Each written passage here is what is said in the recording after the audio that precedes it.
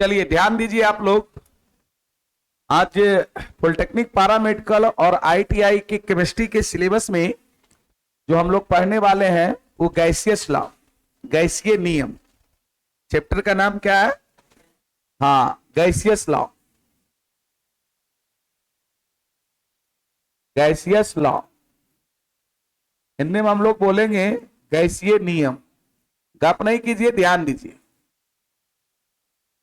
इसके अंतर्गत, इस चैप्टर्स के अंतर्गत जो हम लोग पढ़ेंगे वो बॉयल्स का नियम पढ़ेंगे, चार्ल्स का नियम, ताप दाब नियम, टेम्परेचर प्रेशर लॉ, फिर डाल्टन का आंशिक दाब नियम पढ़ेंगे, आदर्श गैस समीकरण पढ़ेंगे, पीवी बराबर एनआरटी। इसके अलावा ग्राहम का विसरण नियम पढ़ेंगे। ये सब नियम से भी क्वेश्चंस आपको देता है। हम लोग सीखेंगे कहां पर बॉयल्स लॉ लगेगा, बॉयल्स लॉ किस कंडीशंस में लगेगा, चार्ल्स लॉ किस कंडीशंस में लगेगा, वो किसके बीच रिलेशन देता है। बात समझ में आया? चलिए, तो सबसे पहले आप हेडिंग लगा सकते हैं बॉयल का नियम। कौन सा नियम? बॉयल का नियम। लिखिए,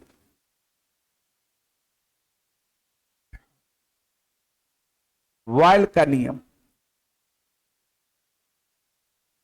इंग्लिश में बोलेंगे बॉयल्स लॉ, बॉयल्स लॉ। देखिए, बॉयल का नियम कहता क्या है? अस्थिर ताप पर, अस्थिर ताप पर किसी निश्चित द्रव्यमान के गैस का आयतन जो होगा उसके दाब के व्युत्क्रमानुपाती होगा। मतलब एट कांस्टेंट टेम्परेचर किसी निश्चित द्रव्यमान के गैस का आयतन, मतलब उसमें नंबर ऑफ मोल कांस्टेंट, तो उसका आयतन जो होगा वो प्रेशर का, मतलब उसके दाब के व्युत्क्रमानुपाती होगा। मतलब at constant temperature V is directly proportional to 1/P, 1/P, है ना। लिखिए, लिखिए अस्थिर ताप पर या नियत ताप पर भी लिख सकते हैं। नियत ताप पर लिख दें, चलिए दोनों बात एक है। नियत ताप पर लिखिएगा अस्थिर ताप। लिखिए नियत ताप पर, नियत ताप पर किसी निश्चित, नियत ताप पर किसी निश्चित द्रव्यमान, किसी निश्चित द्रव्यमान के गैस का आयतन, नियत ताप पर किसी निश्चित द्रव्यमान के गैस का आयतन, उसके दाब, आयतन मतलब भी हो गया, उसके दाब, उसके दाब मतलब प्रेशर, उसके दाब के व्युत्क्रमानुपाती, उसके दाब के व्युत्क्रमानुपाती होता है। ये बॉयल्स का नियम कह रहा है। लैंग्वेज में पूछेगा कि बॉयल्स का नियम क्या है, तो बोलिएगा नियत ताप पर या स्थिर ताप पर किसी निश्चित द्रव्यमान के गैस का जो आयतन है उसके दाब के क्या होंगे? व्युत्क्रमानुपाती। अर्थात इसी को जो लैंग्वेज में लिखे हैं हम लिख सकते हैं, अस्थिर ताप पर, अस्थिर ताप पर, मतलब लिख सकते हैं at constant, eight constant temperature,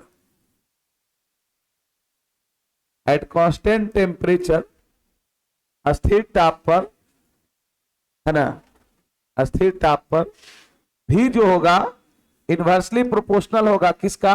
P का। देखो यार, भी इनवर्सली प्रोपोर्शनल होगा किसका? P का। और मेन तो यही है, और कहीं भी पॉसिबिलिटी को घसकाने के लिए कांस्टेंट देते हैं, है ना। तो मेन नियम आपका यही है, भी इनवर्सली प्रोपोर्शनल है किसका? P का। इसका मतलब हुआ कि अगर वॉल्यूम के मान को घटाएंगे तो प्रेशर क्या होगा? बढ़ेगा। वॉल्यूम को बढ़ाएंगे प्रेशर घटेगा। बात समझ में आया? जैसे आप सोच के देखिए, मान लिया जाए कोई ये बर्तन है, ठीक है, इस पे एक पिस्टन लगा हुआ है। पिस्टन समझते हैं? पिस्टन कहने का मतलब जो ऊपर नीचे हो सकता है। मान लीजिए ये इसमें पिस्टन लगा हुआ और इसमें कुछ निश्चित द्रव्यमान का गैस भरा हुआ है। निश्चित द्रव्यमान ऑफ गैस मतलब आगे चलेंगे कि इसका नंबर ऑफ मोल कांस्टेंट है। नंबर ऑफ मोल क्या है? कांस्टेंट। और हम मान लेते हैं कि इसका प्रेशर P है और वॉल्यूम V है। अगर ये पिस्टन ऊपर करे, ऊपर नीचे होगा, मान लो ये पिस्टन ऊपर नीचे हो रहा है, ठीक है, जैसे ये पिस्टन नीचे होगा तो वॉल्यूम घटेगा, ऑटोमेटिक प्रेशर क्या होगा? बढ़ेगा। जैसे ये पिस्टन अगर ऊपर होगा तो वॉल्यूम बढ़ेगा तो प्रेशर क्या होगा? घटेगा। वो चीज देखिए ना, हम लोग अगर इस प्रकार से दाबते हैं तो प्रेशर बढ़ता है ना, वॉल्यूम घटाते हैं प्रेशर क्या होता है? बढ़ता है ना। जबकि क्या ये होना क्या चाहिए? At constant. यहां पर टेम्परेचर क्या है? टेम्परेचर क्या है? कांस्टेंट। अगर टेम्परेचर कांस्टेंट होगा तभी ये काम होगा। कभी कभी क्वेश्चन बोलता है कि बॉयल्स का नियम एप्लीकेबल है कब? नियत ताप पर, नियत दाब पर, नियत आयतन पर, नियत ताप, एट कांस्टेंट टेम्परेचर। बोलता ही बॉयल्स का नियम कि नियत ताप पर या स्थिर ताप पर किसी निश्चित द्रव्यमान के गैस का जो आयतन होगा उसके दाब के व्युत्क्रमानुपाती क्रमानुपाती होगा। इसी को अगर हम लोग ये यहां पॉसिबिलिटी को घसकाने के लिए कोई ना कोई कांस्टेंट देंगे, तो अगर इसको हम लोग मल्टीप्लाई कर देना, ये पीवी बराबर कांस्टेंट आता है। पीवी बराबर क्या आता है? कांस्टेंट। ये भी बॉयल्स का ही नियम रखिए, ये रखिए, या पीवी बराबर क्या? कांस्टेंट। अब सोच सकते हैं, जैसे अगर मान लिया कोई कहेगा कि नियत ताप पर किसी निश्चित द्रव्यमान के गैस का आयतन P1 दाब पर V1 है और P2 दाब पर V2 है। यहां पर एक कांस्टेंट पीवी बराबर, जैसा मैं आपको वहां भी पढ़ाया था वेब में, V बराबर n लैम्डा, याद है? एक को कांस्टेंट करते थे, दो के बीच रिलेशन देता था। जिस फार्मूला में हम कांस्टेंट करते थे उसी अनुसार से 1 2 लगाते थे। यहां पर पीवी बराबर कांस्टेंट है तो P1 V1 बराबर क्या होगा? P2 V2। तो हम लोग यहां लिख सकते हैं यहां पर कि अस्थिर ताप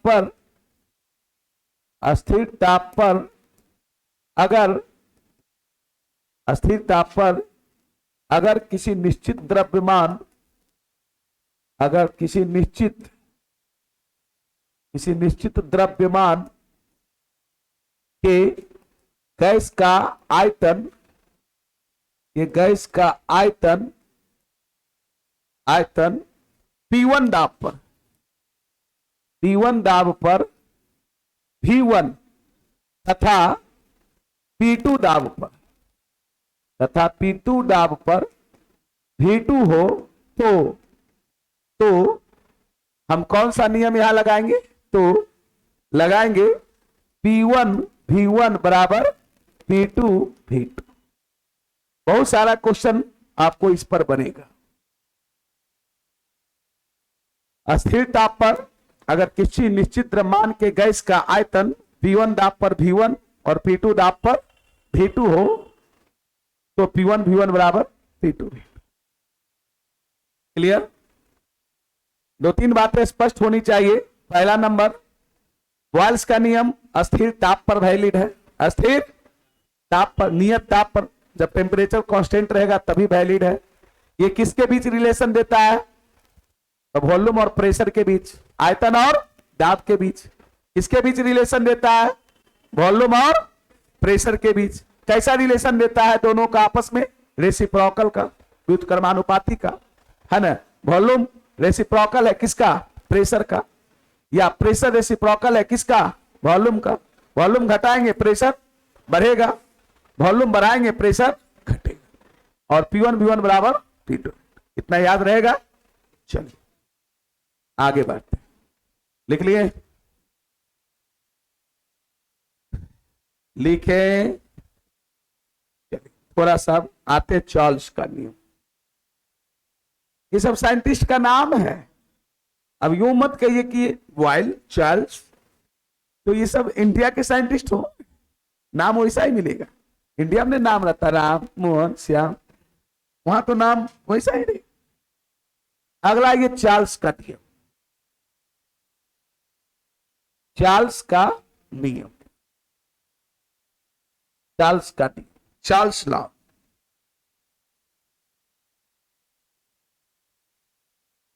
चार्ल्स लॉ, चार्ल्स का नियम।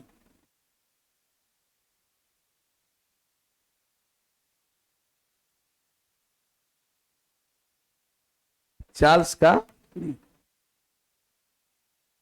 चार्ल्स का नियम जो लागू होता है वो अस्थिर दाब पर, इस पर अस्थिर दाब पर, इसमें प्रेशर कांस्टेंट रहेगा।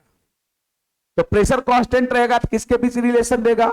वॉल्यूम और टेम्परेचर के बीच। वॉल्यूम और तथा स्थिर दाब पर मतलब नियत दाब पर किसी निश्चित द्रव्यमान के गैस का आयतन मतलब वॉल्यूम, उसके परम ताप, परम ताप मतलब वैसा टेम्परेचर जो केल्विन में हो, परम ताप T के क्या होता है? समानुपाती होता है। क्या होता है? डायरेक्टली प्रोपोर्शनल होता है। मतलब अगर प्रेशर को कांस्टेंट रखेंगे, टेम्परेचर बढ़ाएंगे, वॉल्यूम बढ़ेगा, टेम्परेचर घटाएंगे, वॉल्यूम। चलिए लिखते, लिखेगा अस्थिर दाब पर,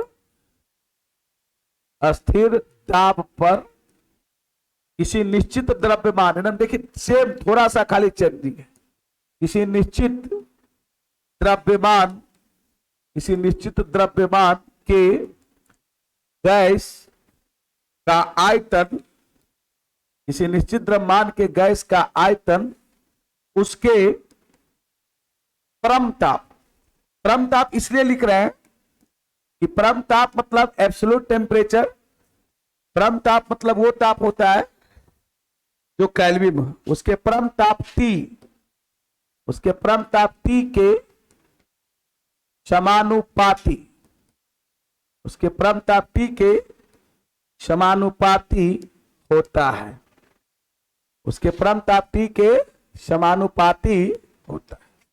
अर्थात,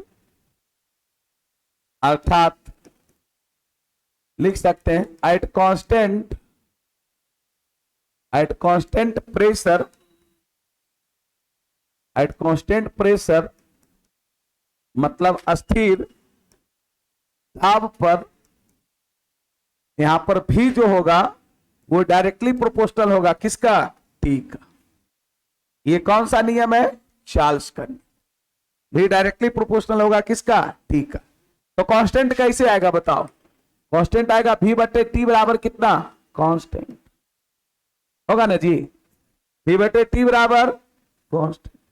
फिर वही कहानी कि अगर अस्थिर दाब पर किसी निश्चित द्रव्यमान का आयतन T1 ताप पर V1 और T2 ताप पर V2 हो, तो V1 बटे T1 बराबर V2 बटे, ऐसे रिलेशन ही आएगा, समझ में आया? V1 बटे T1 बराबर V2 बटे,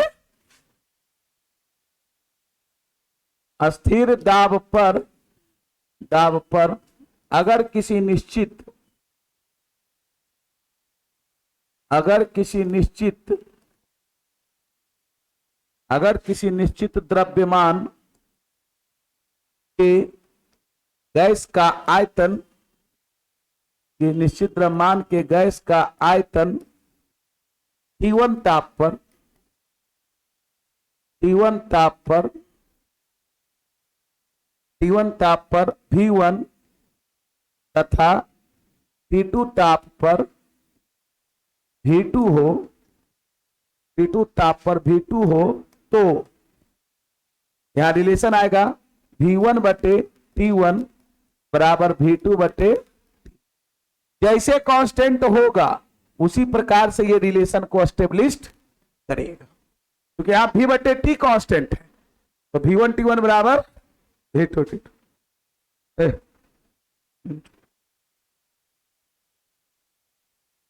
V1 बटे T1 बराबर V2 बटे,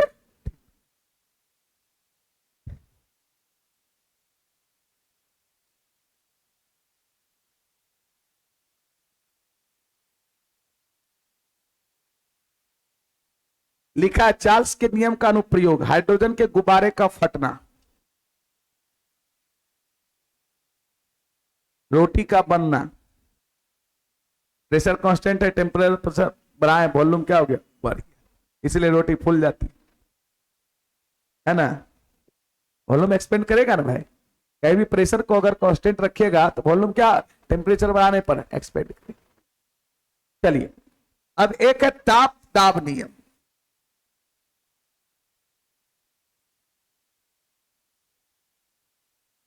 परम ताप के बारे में लिखा है कि सेल्सियस ताप में 273 डिग्री सेंटीग्रेड जोड़ देने पर वो परम ताप में बदल जाता है। ये तो हम पहले ही बता चुके हैं, क्या समझ में आ गया होगा। चलिए आगे बढ़ते हैं, ताप दाब नियम। अगला क्या नाम है, अब उसका बॉयल चार्ज नहीं है तो देखिए, बॉयल का नियम वॉल्यूम और प्रेशर के बीच रिलेशन दिया, वहां टेम्परेचर कांस्टेंट था। चार्ल्स का नियम वॉल्यूम और टेम्परेचर के बीच रिलेशन दिया, क्या कांस्टेंट था, प्रेशर। अब क्या कांस्टेंट होगा, वॉल्यूम। देखो और निकलेगा ताप और अति, ताप और ताप का नियम, ताप और, इसका कोई नाम नहीं है ना, ऐसे लिख दिया ताप दाब नियम, ताप दाब नियम, temperature pressure law, temperature pressure law, temperature pressure law, ताप दाब नियम, टेम्परेचर प्रेशर लॉ। नाम इसलिए पड़ा ताप दाब नियम क्योंकि ये किसके बीच रिलेशन देगा, टेम्परेचर और प्रेशर के बीच, टेम्परेचर और प्रेशर। इसमें कांस्टेंट क्या रहेगा, वॉल्यूम। मतलब लिखेंगे अस्थिर आयतन पर, या नियत आयतन कह सकते हैं, अस्थिर आयतन पर किसी निश्चित द्रव्यमान। देखिए एक चीज और इसमें कांस्टेंट, सभी में लिख रहे हैं किसी निश्चित द्रव्यमान, मतलब नंबर ऑफ मोल कांस्टेंट। अस्थिर आयतन पर किसी निश्चित द्रव्यमान, किसी निश्चित द्रव्यमान के गैस का, किसी निश्चित द्रव्यमान के गैस का ताप, किसी निश्चित द्रव्यमान के गैस का ताप, उसके परम ताप के, ताप मतलब हो गया प्रेशर, उसके परम ताप, परम ताप मतलब जो ताप केल्विन में हो, उसके परम ताप T के समानुपाती होता है, T के समानुपाती होता है। अर्थात हम लोग कह सकते हैं, अर्थात हम लोग कह सकते हैं एट कांस्टेंट,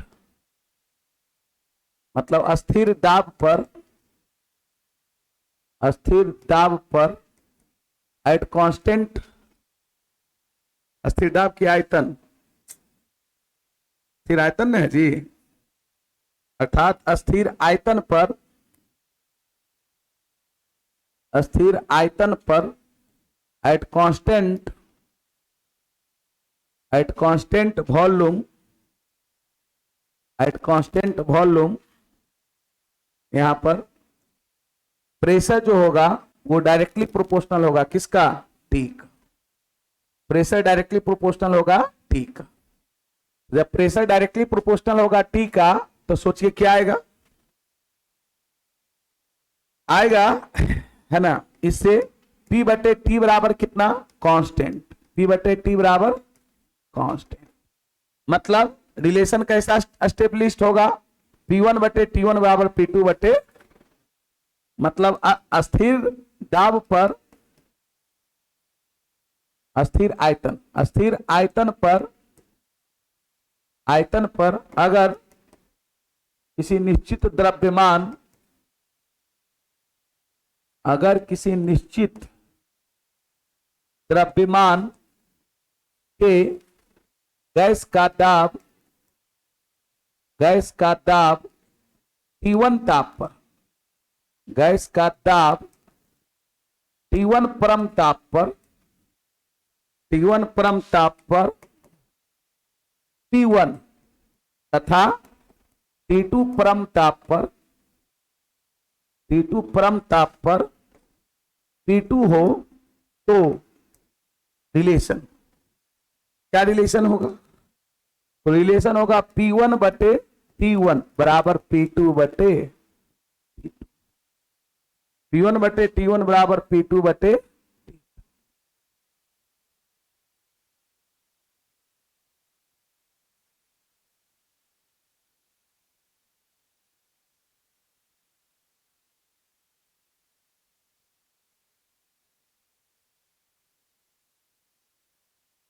बात गजब गर्मी है।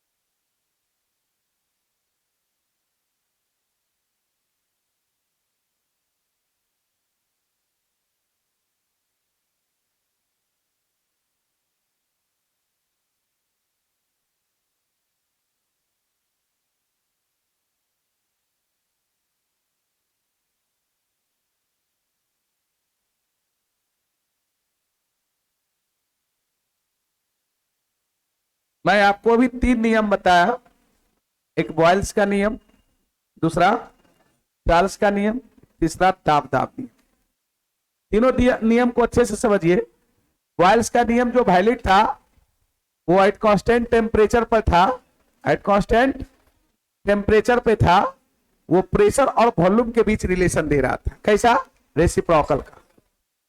चार्ल्स का नियम एट कांस्टेंट प्रेशर पर वैलिड था और ये वॉल्यूम और टेम्परेचर के बीच रिलेशन दे रहा था। वॉल्यूम और कैसा रिलेशन था? डायरेक्टली प्रोपोर्शनल का। जबकि ताप दाब नियम जो था वो एट कांस्टेंट वॉल्यूम पर वैलिड था, मतलब नियत आयतन पर लागू होता है और ये प्रेशर और टेम्परेचर के बीच रिलेशन देता है, डायरेक्टली प्रोपोर्शनल का। क्लियर? अब इस दोनों नियम जो बॉयल्स और चार्ल्स के नियम है, ये जो दोनों नियम है बॉयल्स और चार्ल्स का जो नियम है, इसकी सहायता से आदर्श गैस समीकरण के नियम को निकाला गया है, आइडियल गैस इक्वेशन, जो कि हम लोग पढ़ते हैं पीवी बराबर एनआरटी। ठीक है ना? अगर कहिएगा तो हम इस पर पहले कुछ क्वेश्चन भी करवा दे सकते हैं, है ना? ऐसे एक ही बार क्वेश्चन करवाएंगे, हड़बड़ाना नहीं। ठीक है ना? लिखिए आदर्श गैस समीकरण। गप मत कीजिए, लिखिए। क्वेश्चन अभी जस्ट देंगे, नहीं बनेगा ना तो बता देंगे अभी तुरंत। हम खाली गप करने में लगन रहता है। आदर्श गैस समीकरण, ideal gas equation, ideal gas equation, आदर्श गैस समीकरण, आइडियल गैस इक्वेशन। बस लिख लेगा आप, मुंह बंद में रहेगा। लिखिए, बॉयल और चार्ल्स के नियमों की सहायता से, बॉयल तथा चार्ल्स के नियमों की सहायता से, नियमों की सहायता से ताप दाब तथा आयतन में, ताप मतलब टेम्परेचर, ताप दाब तथा आयतन, ताप दाब तथा आयतन के बीच एक संबंध स्थापित किया गया, एक संबंध स्थापित किया गया जिसे आदर्श गैस समीकरण कहते हैं, या गैस समीकरण भी कह सकते, जिसे आदर्श गैस समीकरण कहते हैं, आइडियल गैस इक्वेशन, जिसे आदर्श गैस समीकरण कहते हैं। अभी पीवी बराबर एनआरटी फार्मूला आपको अप्लाई करने नहीं आएगा, देखिएगा ना, अभी करवाते हैं। जिसे क्या बोलते हैं, आदर्श गैस समीकरण कहते हैं। इसकी सहायता से, पैराग्राफ चेंज करके लिखिएगा, इसकी सहायता से, आदर्श गैस समीकरण की सहायता से किसी गैस के निश्चित मात्रा या किसी निश्चित द्रव्यमान के गैस, किसी निश्चित द्रव्यमान के गैस, किसी निश्चित द्रव्यमान के गैस के आयतन पर, आयतन मतलब वॉल्यूम, किसी निश्चित द्रव्यमान के गैस के आयतन पर ताप और दाब, मतलब दोनों का, ताप और दाब, टेम्परेचर और प्रेशर, ताप और दाब दोनों का सम्मिलित प्रभाव, कंबाइंड इफेक्ट, सम्मिलित प्रभाव देखा जाता है। कि दोनों का, जैसे हम लोग अभी आयतन पर क्या देखें, अलग अलग, भी इनवर्सली प्रोपोर्शनल था किसका, प्रेशर का, भी डायरेक्टली प्रोपोर्शनल था किसका, टेम्परेचर का, अलग अलग ना। अब सम्मिलित प्रभाव क्या है, अर्थात यहां से हम लोग कह सकते हैं, अर्थात बॉयल के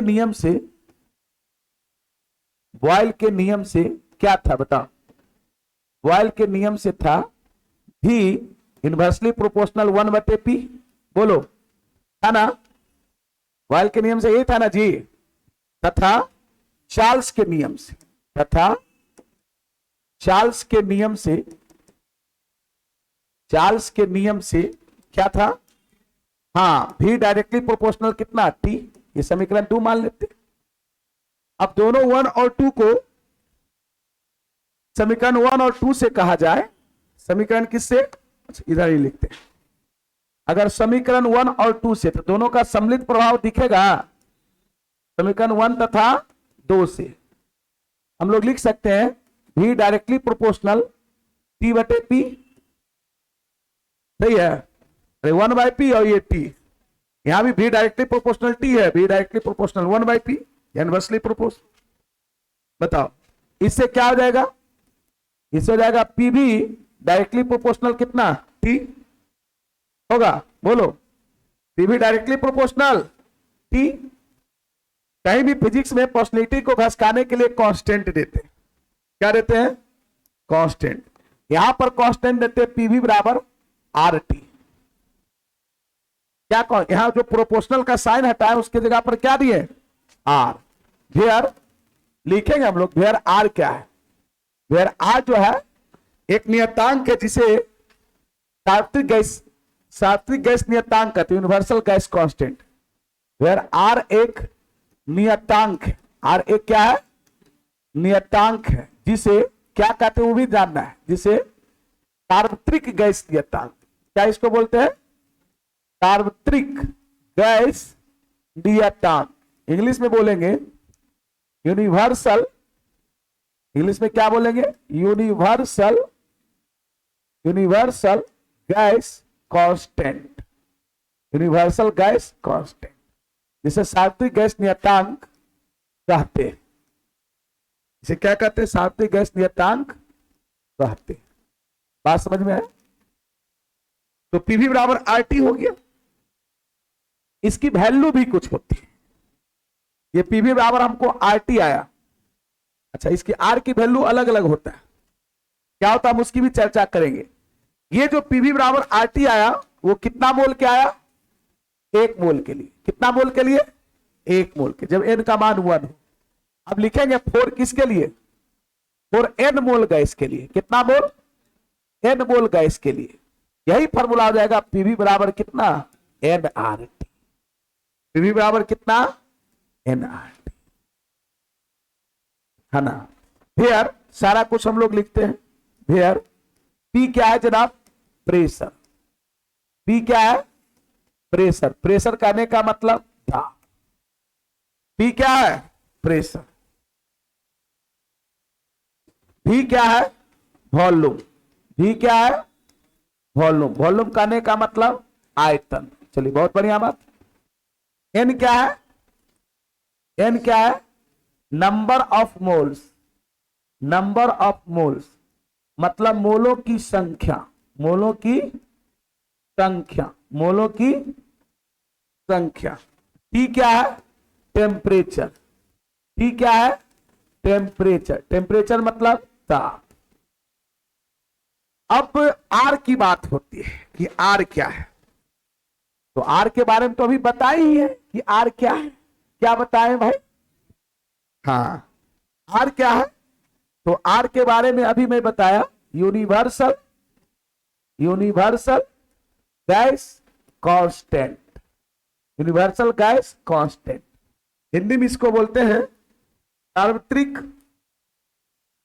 सार्वत्रिक गैस नियतांक। अब इसकी वैल्यू देखिए, कुछ बात तो डायरेक्ट इसकी वैल्यू ही पूछ दिया है। इसकी वैल्यू क्या क्या होता है? इसका वैल्यू होता है 0.0821 लीटर एटीएम पर मोल इंटू केल्विन। पहला यूनिट पर ध्यान देंगे जनाब। दूसरा होता है 8.314 होता है शायद, 8.314 होता है, 8.314। ये इतना होता है joule per mole into kelvin. और इसी को एक कैलोरी में हम 4.2 जूल लगभग पढ़े, 4.2। इसको भागा दे देंगे अगर 4.2 से तो 1.99 आता है, या 1.97 भी हम लोग लेते हैं। क्या लेते हैं? 1.97, या लगभग उसको 2 कैलोरी के बराबर। कितना कैलोरी? 2 कैलोरी पर मोल इंटू केल्विन। 2 कैलोरी पर मोल इंटू आर का मान हम लोग 3 यूनिट में पढ़े। पहला लीटर एटीएम पर मोल इंटू केल्विन में तो 0.0821। अगर जूल पर मोल केल्विन कहेंगे तो 8.314, और कैलोरी पर मोल केल्विन कहेंगे तो 2। ऐसे 1.97 होता है। इसको लगभग 2 लिया जाता है। 1 पॉइंट कितना? 97, लगभग 2 हम कैलकुलेशन के लिए हम लोग लेते हैं। अब सवाल है कि पीवी बराबर एनआरटी जब हम फॉर्मूला लगाएंगे तो ये आर का मान कौन रखेगा? ये रखेंगे, ये रखेंगे, ये रखेंगे। ध्यान से सुनिए, छाप रहे। ये सब निर्भर करेगा कि अन्य जो क्वांटिटी है, प्रेशर, वॉल्यूम, टेम्परेचर, उसका मान हम किस में रख रहे हैं। आप देख पा रहे होंगे कि मोल केल्विन सब में है। क्लियर? मोल केल्विन, टेम्परेचर तो केल्विन में ही रखेंगे क्योंकि सब में मोल केल्विन है। नंबर ऑफ मोल्स वो मोल्स रहेगा। निर्भर करेगा प्रेशर और वॉल्यूम।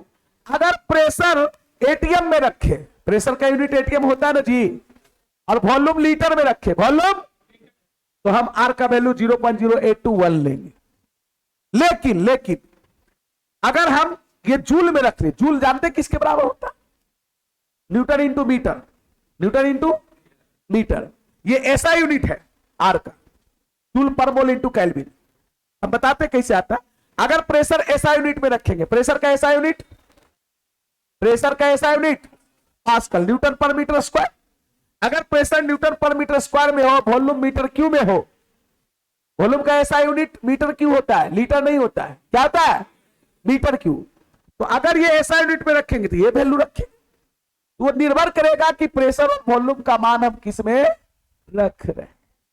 समझ में आ गया? चलिए लिखा जाए, इसको लिखे ना और आगे कंटिन्यू कर।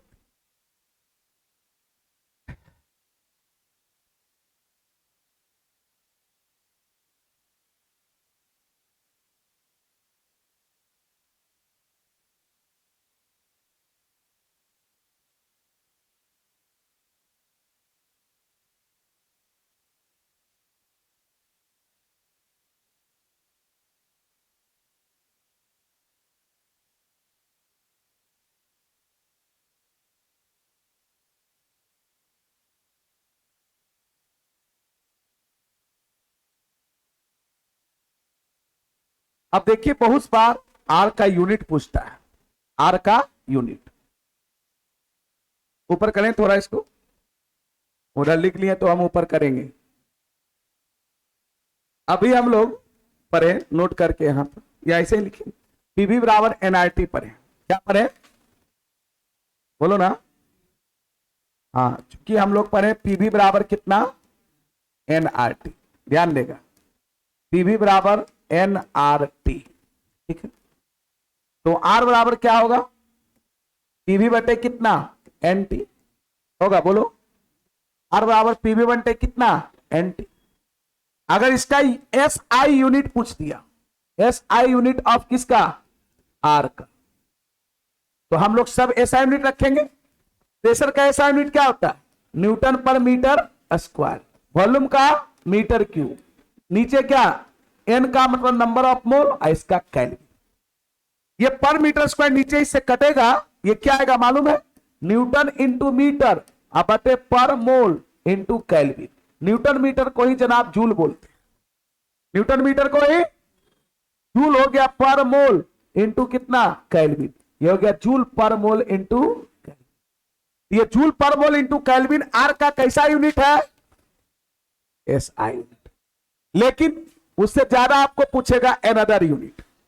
दूसरा एन अदर यूनिट जो कॉमर्शियल आपका एक तरह से है, अनदर यूनिट ऑफ आर। अगर प्रेशर को माप ले एटीएम में, किसमें, एटीएम में, वॉल्यूम को लीटर में, और ये तो number of mole into kelvin ही है, इसका यूनिट हो जाएगा लीटर एटीएम, लीटर एटीएम पर मोल इंटू कितना, अनदर यूनिट। या इसी को कुछ लोग ऐसे भी लिखते हैं, कैसे लिखते हैं? इसको ऐसे भी लिखते हैं, लीटर एटीएम है ना, मोल के पावर -1, और -1 समझ ना, पावर में मोल के पावर -1 और केल्विन के पावर -। एक बार डायरेक्ट यही क्वेश्चन सिर्फ पूछा है, कहा आर की इकाई क्या है, कुछ ने बोला आर क्या है, और ये ऑप्शन में दिया हुआ था लीटर एटीएम पर मोल इंटू। तो हम लोग वाइल्स का नियम, चार्ल्स का नियम, ताप दाब नियम और आदर्श गैस समीकरण का नियम,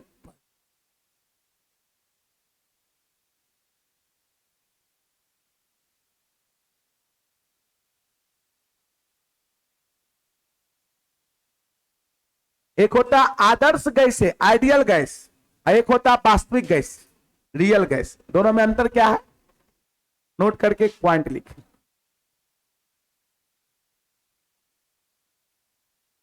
अच्छा, ये जो वैल्यू हम लाए हैं ना 0.021 लीटर एटीएम पर मोल इंटू केल्विन, आप उसको कन्वर्ट करके 8.314 ला सकते हैं। लीटर को बदल दीजिएगा किसमें, मीटर क्यूब में। एटीएम को बदलिएगा किसमें, न्यूटन पर मीटर स्क्वायर में। वो वैल्यू आ जाएगा, कहिएगा तो हम बदल के दिखा देंगे। ये तो याद रखिए, नोट करके एक पॉइंट लिखेंगे।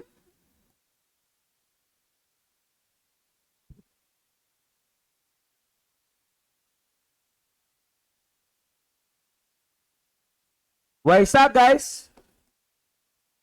जो ताप एवं दाब, ताप एवं दाब के सभी परिस्थितियों में, ताप एवं दाब के सभी परिस्थितियों, ताप एवं दाब के सभी परिस्थितियों में गैसीय नियम का, गैसीय नियम का पालन करती है, गैसीय नियम का पालन करती है, आदर्श गैसें कहलाती, आइडियल गैस, आदर्श गैस, आइडियल गैस कहलाती, आदर्श गैस कहलाती। एक होता है वास्तविक गैस, एक क्या होता है, वास्तविक गैस। नोट का दूसरा पॉइंट, नोट का दूसरा पॉइंट, वैसा गैस जो केवल उच्च ताप, जो केवल उच्च ताप, जो केवल उच्च ताप मतलब हाई टेम्परेचर, हाई टेम्परेचर, जो केवल उच्च ताप एवं निम्न दाब या कम दाब लिखिए, एवं कम दाब, लो प्रेशर, कम दाब मतलब क्या हो गया, लो प्रेशर, कम दाब पर गैसीय नियम का पालन करती है, पर गैसीय नियम का, गैसीय नियम का पालन करती है, पालन करती है, वास्तविक गैस कहलाती, वास्तविक गैस, रियल गैस इसको बोलेंगे, वास्तविक गैसें या रियल गैस कहलाती, रियल गैस। समझ गए?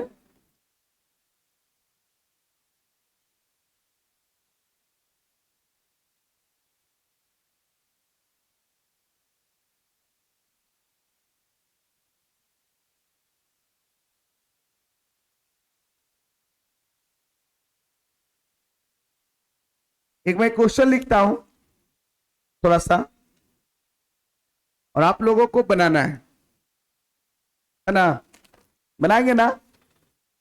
चलिए अब कुछ क्वेश्चन करवाते तो उसके बाद डाल्टन का आंशिक दाब नियम पढ़ाएंगे और ग्राम का विसरण नियम। चाहेंगे ना कि कितने बच्चे कंसंट्रेट से काम किया है। मैं एक क्वेश्चन दे रहा हूं और पूछा हुआ क्वेश्चन है, कह रहा अस्थिर ताप पर, सब लोग अपना बनाएंगे, अस्थिर ताप पर गैस, अस्थिर ताप पर 760 mm दाब के गैस, दाब के गैस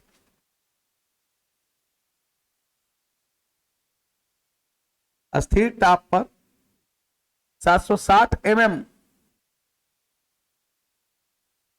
760 mm ऑफ Hg होना चाहिए, mm ऑफ Hg होता है ना, 760 mm ऑफ Hg या 760 mm Hg बोलता है, mm ऑफ लिखिए चाहे Hg लिखिए, दोनों बातें किए। अस्थिर ताप पर 760 mm गैस, गैस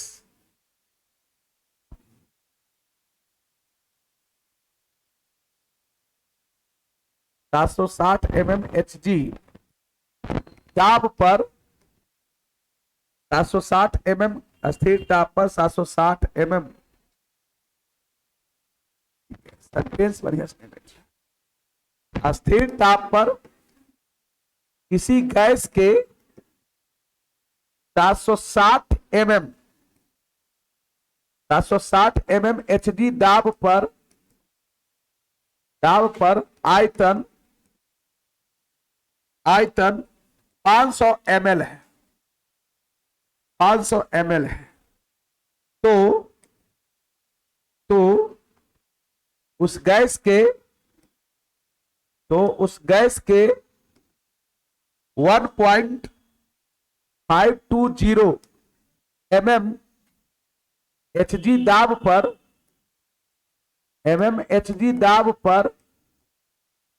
दाब पर कितना आयतन होगा या आयतन होगा। ऑप्शन 500 ml,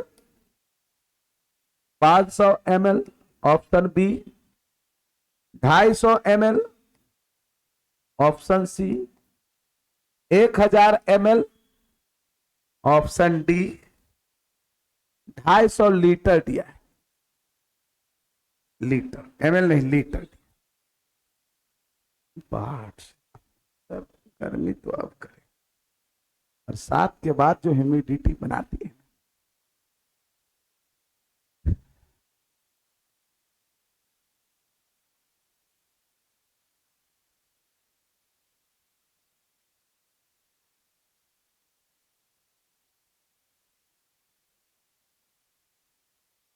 जल्दी से एक क्वेश्चन को बनाएंगे।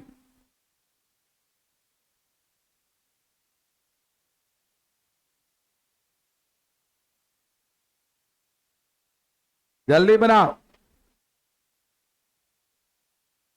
क्वेश्चन के सेंटेंस को और हम अच्छा कर दिए, इससे भी खराब सेंटेंस दिया हुआ था ताकि आपको क्वेश्चन बनाने में दिक्कत ना हो। एक पीछे वाला पंखा ऑफ कर दो।